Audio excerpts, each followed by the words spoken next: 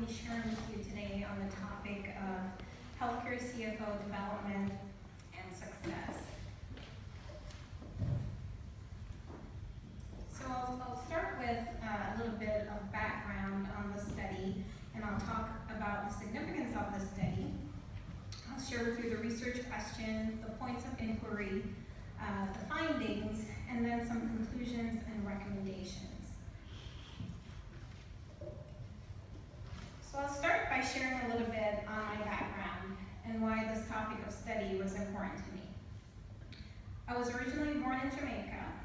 My family migrated to the United States in 1987, which is almost 30 years ago. And today, I'm the Regional Chief Financial Officer for a healthcare system in Southeast Virginia. I'm also the mother of 3 wonderful young adults, one of whom is here with me today celebrating her 17th birthday, and the wife of a retired U.S. Navy veteran.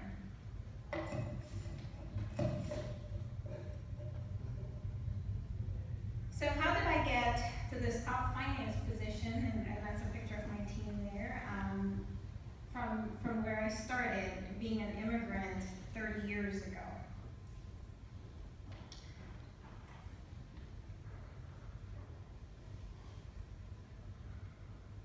So part of the story is reflected in my educational background. I have a bachelor's degree from Howard University that was completed back in 1992, a master's from Florida Atlantic University completed in 1995, and I recently completed my doctorate in health administration from Central Michigan University.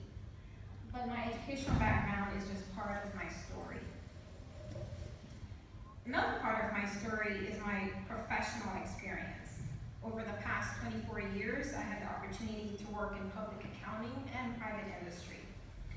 Because I was a military wife, I was never in any one city for more than 3 years. So my job history also reflects changes in duty stations for my husband. Our last duty station was in Virginia, and that is where I started working with Montsecourt, and here I am 11 years later, and that's the longest I've been in any one position, the longest I've been in any one city.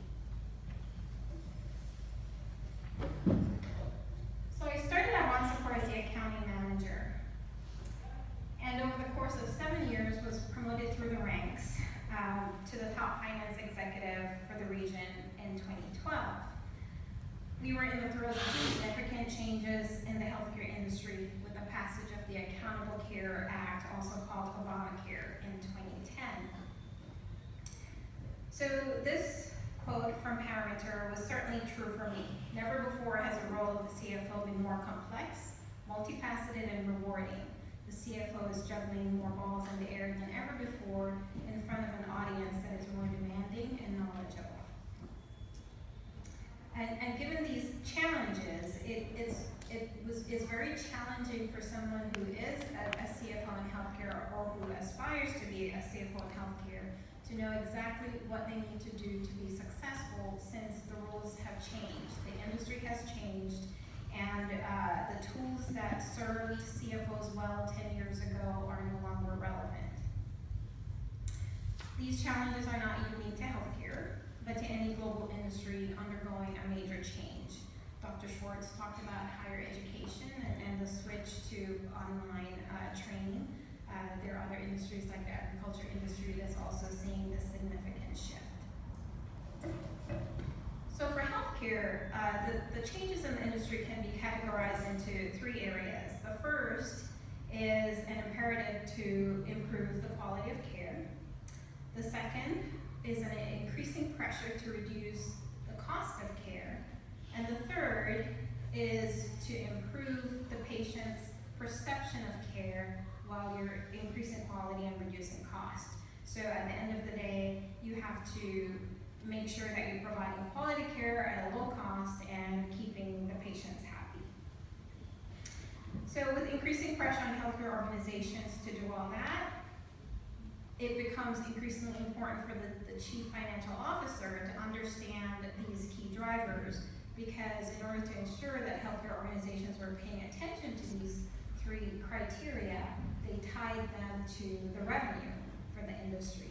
And so before, when CFOs didn't have to worry so much about clinical they have to do that now because in healthcare, if your quality is below standard or you're delivering care at too high a cost, it means that your revenue will be less. And so the financial officer has to be intimately involved with these aspects of the healthcare continuum. So this research was inspired by my own professional journey. And when I became a CFO in 2012, there was no roadmap for me. So I set out to explore the question of what characteristics do healthcare CFOs and aspiring CFOs need to have to be successful in this environment.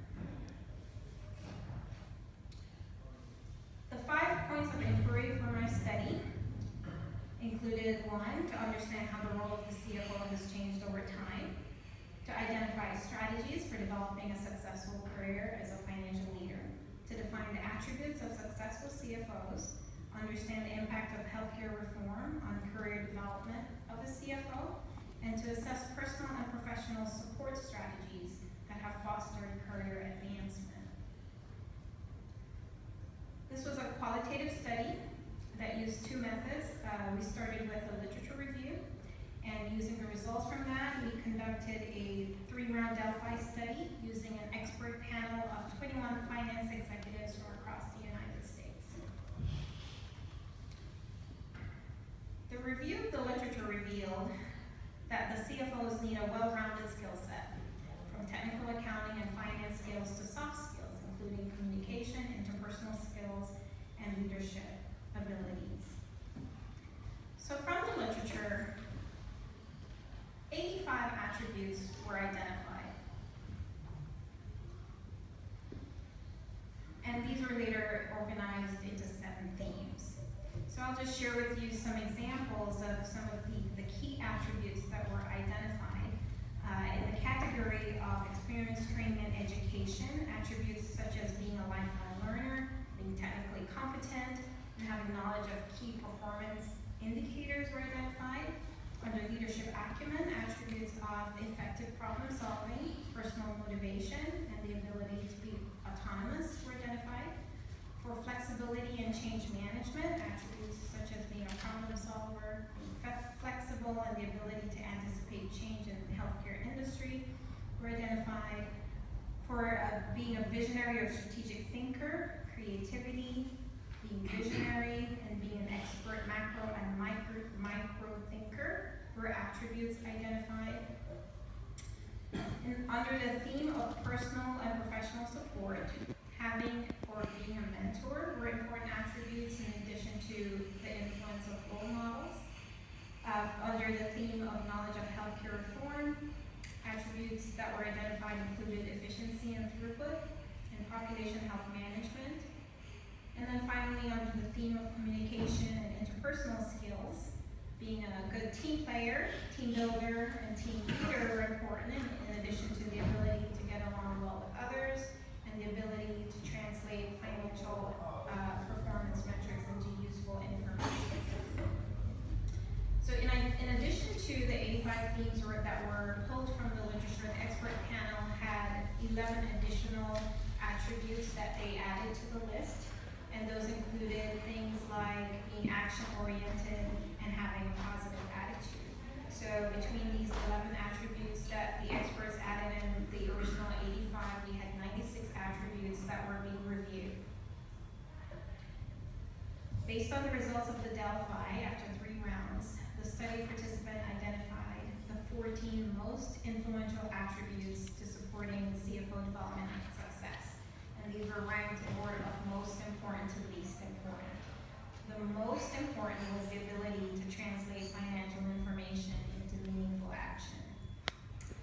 Interestingly, none of these most influential attributes were specific to healthcare, which could suggest that despite the industry, there are common traits that can be identified across any industry for a finance professional looking to work on developing into an executive. So based on the findings, I offer some recommendations for aspiring professionals or current CFOs who are having a challenging time adjusting to the new world of healthcare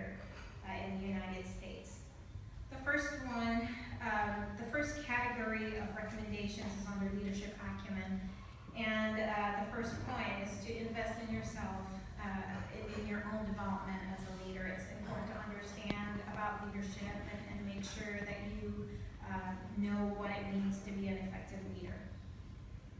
It's also important to do what you say you can do, or to show that you're a doer, not just a talker. It's also important to exhibit high integrity and to maintain a reputation of being ethical, as these are often the hallmarks of finance and accounting professionals. It's an expectation. It's also important to be a problem solver. One of the most important and attractive attributes or qualities that research has found that folks look for when hiring a professional is their ability to problem solve. And last but not least in this category, I would suggest that it's important to be very deliberate about the work that you need to do and be internally driven towards your success and not looking for motivation from the outside. In the area of experience, education, and training, I offer the following recommendations. Try to be more of a strategic partner by knowing your business well.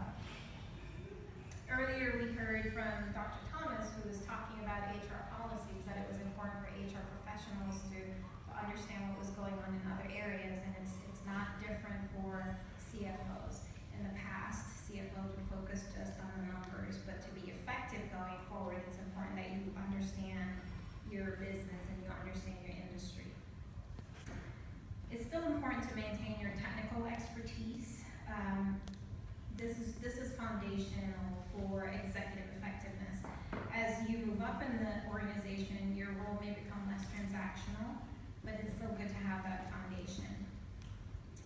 And it's important to make sure that you have an understanding of the key performance indicators for your industry, because it shows that you understand what will drive success.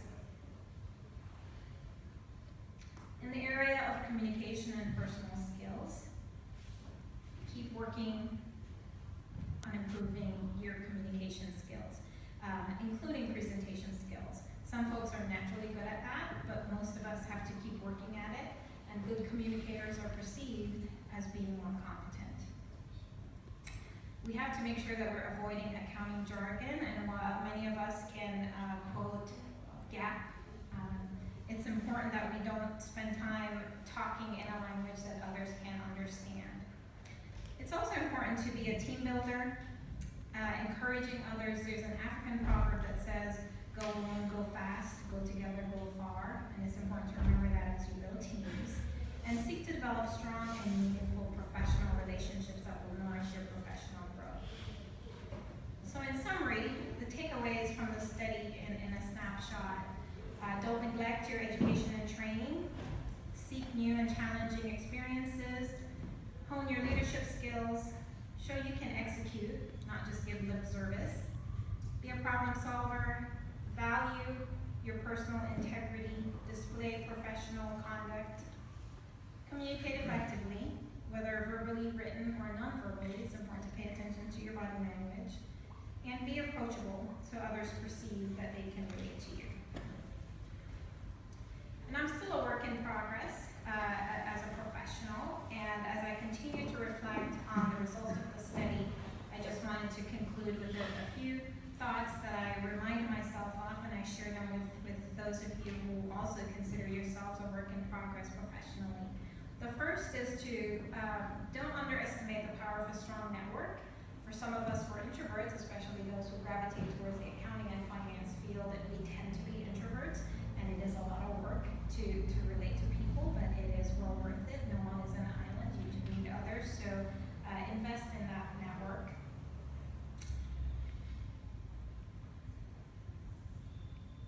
Remember to enjoy the season you're in as you strive to reach your career goals.